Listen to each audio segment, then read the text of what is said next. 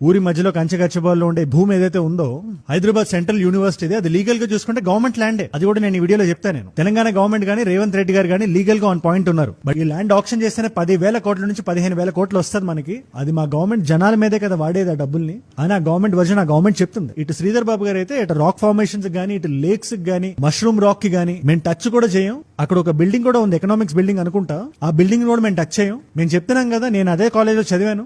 Nature కి ఎటువంటి భంగం కలగకుండా మేము ఇది చూసుకుంటాం అని చెప్పి ఆయన హామీ ఇస్తున్నారు ఆయన సైడ్ నుంచి.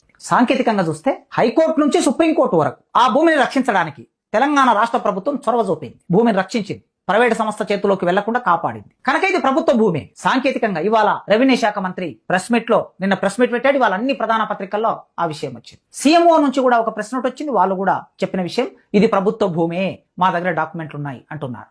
ఇది నిజమే, దీన్ని అబద్ధం అనడానికి కూడా వీల్లేదు. ఈ 400 ఎకరాల భూమి తీసుకునే లీగల్ రైట్ తెలంగాణ రాష్ట్ర ప్రభుత్వానికి ఉందా అంటే 100% ఉంది. మీరు చెప్పినట్టు ఇది గవర్నమెంట్ ల్యాండ్ మేము ఒప్పుకుంటున్నాం.